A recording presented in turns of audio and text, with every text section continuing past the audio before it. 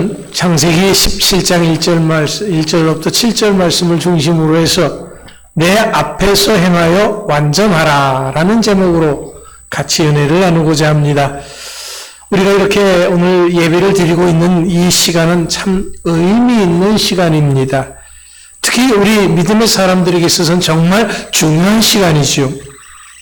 이 중요한 시간에 누구와 무엇을 하느냐 하는 것은 더더욱 소중합니다. 왜냐하면 바로 여기에 우리들의 인생을 성공적으로 사느냐 아니면은 실패하느냐가 달려있기 때문에 그렇습니다. 오늘 말씀은 그런 의미에서 우리에게 절대로 필요한 하나님의 말씀입니다. 자, 오늘 본문의 말씀의 시작이 만남으로부터 출발을 하고 있습니다. 본문 1절에서 이렇게 시작합니다. 아브라함이 99세 때 여호와께서 아브라함에게 나타나서. 그런데 창세기 16장 마지막 절은 아브라함이 이스마엘을 낳았을 때 나이가 86세이었다라고 기록하고 있습니다. 그렇다면 오늘의 이런 하나님과의 만남이 있기 전까지 13년이라고 하는 세월이 흘렀다는 것입니다. 그런데 아브라함은 아직도 자식을 얻지 못하고 있습니다. 갈대아 우르를 떠나면서 하나님께서 자식을 주시겠다고 아브라함에게 약속을 했습니다. 그것도 하늘의 별처럼 바닷가의 모래처럼 많은 자손을 주시겠다고 약속을 했습니다. 그리고 그 후 10년이 흐를 때까지 자식이 없었습니다. 그래서 아브라함은 하갈을 통해서 자식을 얻었습니다. 하지만 이것은 분명 믿음의 자식이 아니었습니다. 편법의 자식이었습니다. 그리고 그 후 다시 13년 동안 아무런 일도 일어나지 않았습니다. 그렇다면 아브라함에게 있어서 이 13년이라는 세월은 어떤 의미가 있겠습니까? 사실 이 13년은 아브라함에게 있어서 영적 황무지와도 같은 시기였습니다. 하나님의 침묵 속에 지내온 13년은 아브라함에게 있어서 너무나도 긴 시간이었습니다. 그렇기 때문에 아브라함이 지금 겪고 있는 이 13년은 가장 험난한 고통의 세월이고 뼈를 깎는 아픔의 시간들이었다라고 말할 수가 있습니다. 오늘 우리도 아브라함처럼 믿음의 생활을 함에 있어서 잘 나가다가 넘어지는 때가 있습니다. 이럴 때 우리는 내가 잘못을 저질렀으니까 하나님께서는 나를 더 이상 축복하지 않을 것이라고 생각하기가 쉽습니다. 그래서 자기 자신을 나무라고 힐책하고 심지어는 우울증에 빠져서 신앙을 포기하는 사람도 있습니다. 왜냐하면 하나님께서 한없이 멀리 떨어져 있는 듯 생각이 되어지고 내게 아무 말씀도 하지 않으시기 때문에 그렇습니다. 즉 하나님과 나 사이에 어떤 아무런 연결점을 찾을 수가 없는 그러한 시간이기 때문에 그렇습니다. 그렇지만 말입니다. 우리는 이런 하나님의 침묵이 반드시 축복의 끝을 의미하는 것은 아니다라는 사실을 알아야 합니다. 오히려 하나님의 침묵은 내가 내 스스로 내 믿음을 정리하고 다시 일어설 수 있는 시간적인 여유를 제공하는 것이기 때문에 그렇습니다. 놀랍게도 하나님은 우리가 넘어진 그 허물의 분량에 비해서 오히려 더 크고 놀라운 은혜를 내려주시려고 우리를 다시 찾아오시는 하나님이라고 하는 사실을 기억해야 합니다. 이제 하나님은 아브라함과의 13년의 침묵을 깨고 아브라함을 찾아오셔서 말씀하십니다. 실로 13년 만에 하나님으로부터 듣는 감격의 말씀이었습니다. 모든 것을 포기하리만치 지칠 대로 지친 아브라함을 찾아오셔서 하나님은 언약을 말씀하고 계십니다. 언약이라고 하는 이 단어가 2절, 7절, 2절, 4절, 7절, 9절, 10절 무려 17장 한 장에서만 12번이나 등장합니다. 그렇다면 왜 아브라함에게 하신 첫 말씀이 언약, 약속이라고 하는 단어입니까? 이것은 그만큼 이것이 중요하기 때문에 그렇습니다. 왜냐하면 지금까지 아브라함의 모든 삶이 언약, 하나님의 말씀의 약속에 기초하고 있었기 때문에 그렇습니다. 갈대아 우르를 떠날 때서부터 하나님의 언약의 말씀이 있었기 때문에 그 말씀 붙잡고 오늘날까지 살아온 것이다라는 거죠. 그런데 하나님께서 아브라함에게 맺었던 언약을 상기시키기 전에 아브라함에게 이런 언약을 하시는 분이 누구인가 하는 것을 말씀하십니다. 그래서 본문 1절에서 나는 전능한 하나님이다. 엘샤다이라고 하는 말씀을 하십니다. 이 첫 마디는 아브라함에게 놀라운 말씀이었습니다. 왜냐하면 지금까지 아브라함은 사라와 부정적인 방법으로 작당을 하고 하갈을 통해서 자식을 낳았기 때문입니다. 그런데 하나님은 말씀하시기를 나는 전능한 하나님이다 라는 것이죠. 그렇다면 이건 뭘 의미하는 것입니까? 이것은 아브라함의 힘이나 사라의 재간이 없어도 하나님께서는 당신이 약속하신 말씀을 얼마든지 완성시킬 수 있는 그런 분이다라는 겁니다.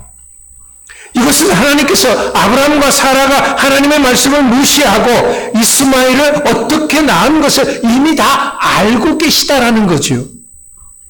또한 지금 아브라함의 나이가 99세고 사라의 나이가 90세였습니다. 인간적으로 보면 자식을 얻기에는 절망적인 때입니다. 하지만 인간의 불가능이 오히려 하나님의 기적을 가져오는 최적의 기회임을 말씀해 주고 있는 것입니다. 사실 오늘날 우리가 저지르는 많은 실수의 원인도 이런 하나님의 속성에 대한 지식의 인식의 부족 때문입니다. 하나님이 어떤 분이다라는 것을 우리가 제대로 알지 못하니까 우리가 죄를, 잘못을 저지르게 되는 것이다라는 거죠. 우리가 믿는 하나님의 속성이 전능하신 분이라고 한다면 속성 그대로 받아들일 수 있는 믿음이 있어야 됩니다. 그래야 우리들의 삶은 계속해서 힘을 얻고 절망하지 않게 되는 것입니다. 그렇습니다. 오늘 내가 믿는 하나님은 전능하신 하나님, 모든 것을 다 하실 수 있는 하나님, 그 하나님이 말씀으로 천지를 창조하시고 지금까지 이 모든 세계를 주관하고 계시는 하나님이십니다. 이런 말씀의 만남이 아브라함을 꼼짝하지 못하게 만드는 것입니다. 자, 이제 이런 언약을 주시는 전능하신 하나님 앞에 선 자는 과연 어떤 모습으로 서야 하는지를 말씀하십니다. 하나님의 축복의 약속을 받을 자는 어떤 모습이어야 하는지를 말씀하신다라는 거죠. 이것은 오늘 우리들에게도 말씀하시는 것입니다. 우리가 하나님의 축복을 받으려면 하나님이 어떤 분이라는 것을 알아야 되고 그 하나님이 나에게 요구하시는 것이 무엇인가 하는 것을 알아야 한다는 거죠. 그래서 오늘 본문 1절에서 하나님께서 아브라함에게 너는 내 앞에서 행하여 완전하라 라고 말씀하십니다. 하나님은 창세기 15장에서 아브라함에게 믿음의 측면을 강조하셨고 지금 17장에서는 생활의 측면을 강조하고 있는 것입니다. 왜냐하면 이것이 하나님이 말씀하시는 믿음의 원리이기 때문에 그렇습니다. 믿음이 먼저고 그 다음이 생활입니다. 믿음이 있는 사람이 믿음이 있는 생활을 하는 것이 성경의 원리다라는 거예요. 그래서 야고보는 행함이 없는 믿음은 곧 죽은 믿음이다 라고 우리에게 말하고 있는 것입니다. 그렇다면 하나님께서는 아브라함에게 왜 이런 말씀을 하시는 것입니까? 다시 본문을 말씀을 보십시오. 내 앞에서 행하라 라는 이 말씀은 아브라함이 이스마엘을 낳음으로써 신앙이 뒷걸음질 쳤던 그 사건을 회상시키는 것입니다. 지금 아브라함은 하나님의 약속에 대해서 제대로 생각하지 못하고 자기 멋대로 생각했었고 자기 멋대로 행동했었다라는 거죠.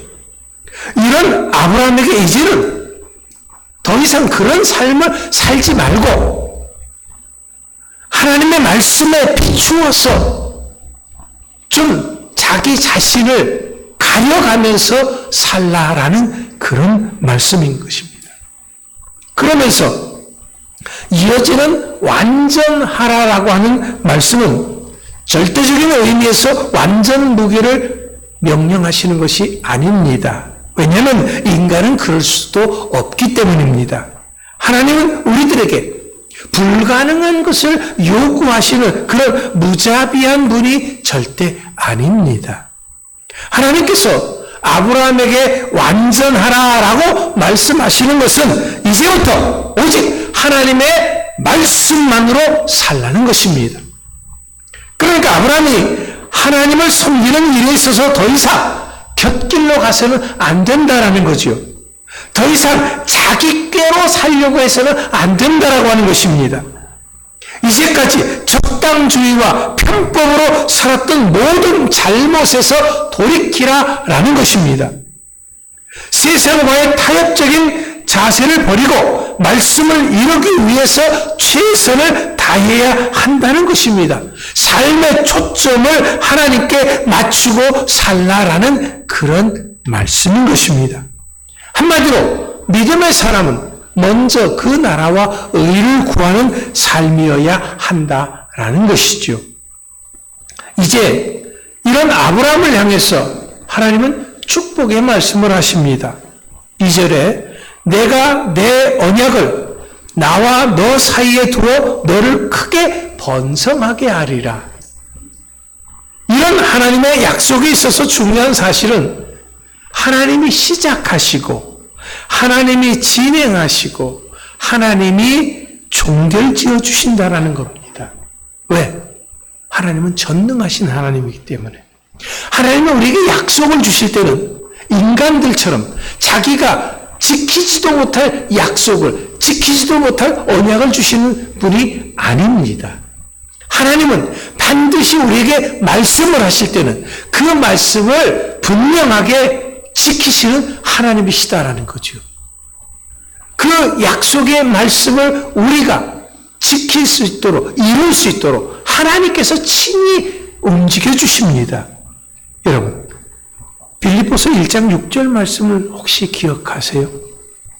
너희 안에서 착한 일을 시작하시는 이가 그리스도 예수의 날까지 이루실 줄을 우리는 확신하노라 라고 했습니다. 데살로니가전서 5장 24절에서는 너희를 부르시는 이는 믿으시니 그가 또한 이루시리라. 그렇습니다. 하나님의 말씀의 약속은 우리의 공로나 자격으로 얻은 보상이 아닙니다. 권리가 결코 아닙니다. 하나님의 약속은 선물이지 내 자력으로 얻을 수 있는 것이 아니다라는 거지요.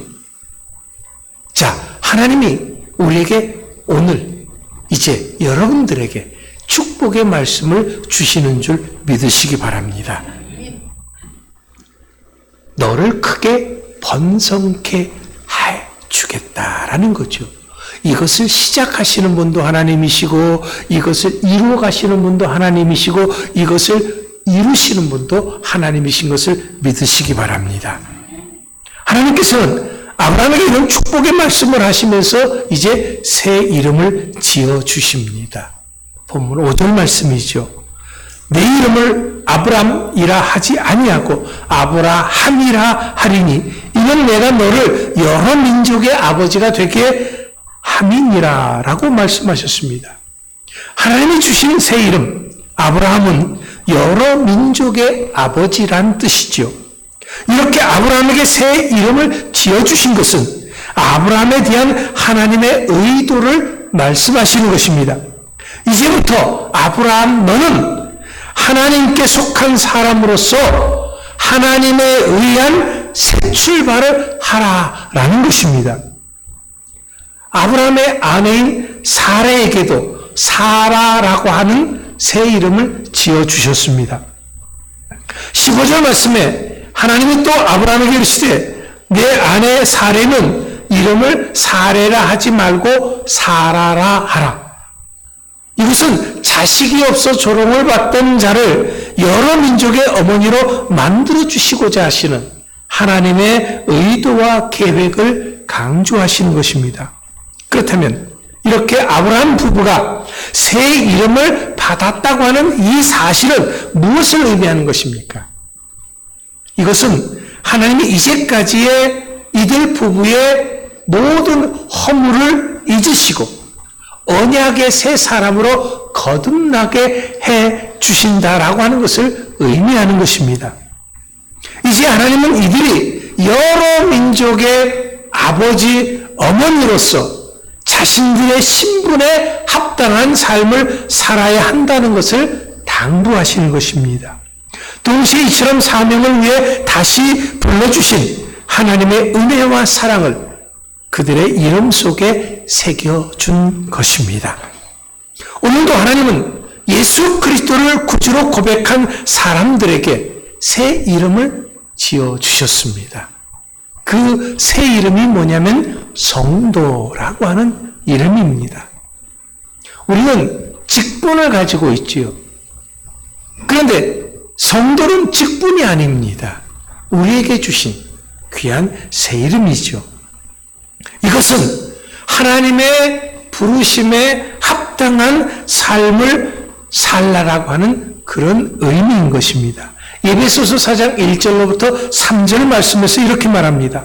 그러므로 주 안에서 갇힌 내가 너희를 권하노니 너희가 부르심을 받은 일에 합당하게 행하여 모든 겸손과 온유로 하며 오래 참음과 사랑 가운데서 서로 용납하고 평안을 내는 줄로 성령이 하나 되게 하신 것을 힘써 지키라. 이렇게 이름이 바뀐 우리는 더 이상 세상 사람이 되어서는 안 됩니다. 신령한 사람이 되어야 합니다. 왕같은 제사장이요 거룩한 나라로서 구별된 삶을 살아야 합니다. 이제는 교회를 멀리 하던 사람이 교회를 가까이 하는 사람으로 바뀌어야 합니다. 약해서 이리 넘어지고 저리 넘어지던 사람이 참된 믿음의 사람으로 거듭나야 합니다. 헌신이 없이 살던 사람이 헌신의 사람으로 새로워져야 합니다. 이제 마지막으로 새 이름을 지어주신 하나님께서 확정의 도장을 찍는 것 같은 말씀을 하십니다. 그것이 바로 7절 말씀이죠. 너와 내 후손의 하나님이 되리라. 이것은 전능하신 하나님께서 친히 너와 내 후손들을 책임져 주시겠다라는 것이죠. 그렇기 때문에 더 이상 아무 걱정, 염려하지 말라라는 겁니다. 더 이상 방황하지 말고 더 이상 과거와 같이 내 생각에 앞세워 살지 말라. 편법으로 세상적인 방법으로 살지 말라라는 거죠. 사랑하는 성도 여러분, 우리는 지금까지 아브라함처럼 메마른 영적 황무지와 같은 삶을 살아왔을 수도 있습니다. 하나님이 주시는 환상도 말씀도 감동도 기쁨도 없는 나날들이 여러 해를 거듭했을 수도 있습니다. 여러 가지 삶의 악조건들로 인해서 고통의 나날을 보내신 분도 있었을 것입니다. 여러분들이 여기까지 오는 동안 외로움과 괴로움의 시간들이었을 수도 있습니다. 하지만 이제는 아닙니다. 왜냐하면 하나님께서 지금 나를 찾아오셨기 때문에 그렇습니다. 지금 나를 만나주시고 계십니다. 나와의 축복의 언약을 갱신하고 계시기 때문에 그렇습니다. 누구든지 예수 그리스도 안에 있으면 새로운 사람이라 이전 것은 지나갔으니 새 것이 되었도다. 우리에게 말씀하십니다. 그렇습니다. 하나님은 결코 빈손으로 자기 백성을 사랑하는 자를 찾아오시는 분이 아닙니다. 놀라운 축복의 언약을 주시길 원하시기 때문에 그렇습니다. 제가 저희 자녀들을 만나러 간다 말씀을 드렸습니다. 그러면 제가 손주들을 만나러 가는데 빈손으로 가겠습니까? 아니죠. 사랑하는 손주들이기 때문에 선물을 준비하는 거죠. 얼마 전부터 선물을 준비했어요. 옷을 사고 장난감을 사고 애들이 갖고 싶은 것이 뭔가 알아봐서 준비를 하는 거예요. 왜? 만나러 가기 때문에. 만나면 빈손으로 가는 것이 아니다라는 거죠. 하나님이 우리를 만나러 오셨을 때 우리가 무엇을 필요로 하는지 우리의 안고 일어서고 우리의 마음속 깊은 곳까지도 다 아시는 하나님이시기 때문에 우리를 만나러 오셨을 때는 우리에게 필요한 것을 주시기 위해서 오신다라는 거죠. 아브라함을 13년 만에 찾아오셨을 때 아브라함이 자식이 없어서 그 고통의 세월을 보낸 거 알고 계시기 때문에 자식을 주기 위해서 찾아오실 것이죠. 그래서 얻은 아들이 누굽니까? 이삭이죠. 이삭을 주시기 위해서 찾아오셨던 것입니다. 그렇습니다. 하나님은 결코 빈손으로 자기가 사랑하는 자를 찾아오시는 분이 아닙니다. 놀라운 축복의 언약을 주시길 원하십니다. 그렇기 때문에 더 이상 이제는 세상적인 편법이나 내 생각만으로 적당하게 살아서는 안 되는 것입니다. 이제까지 지나간 것은 지나간 것으로 족한 줄 알아야 합니다. 분명히 예수님께서도 새 술은 새 부도에 넣어야 한다라고 말씀하셨습니다. 그렇다면 이제부터 우리들도 우리의 이름에 알맞게 성도로서 합당한 삶을 살아야 합니다. 하나님의 자녀로서 합당한 삶을 살아야 합니다. 그래서 하나님은 지금 나에게 너는 내 앞에서 행하여 완전하라 말씀하시는 것입니다. 이제 우리는 온전히 하나님만 바라보면서 말씀대로 사는 여러분들 되시기 바랍니다. 이것이 나의 최선이 되어야 합니다. 왜냐하면 이런 삶이 하나님을 기쁘시게 하는 삶이고 하나님의 축복을 받기에 합당한 삶이기 때문에 그렇습니다. 이제부터 이런 삶을 살아내는 모두가 되시기를 축원합니다. 기도하겠습니다.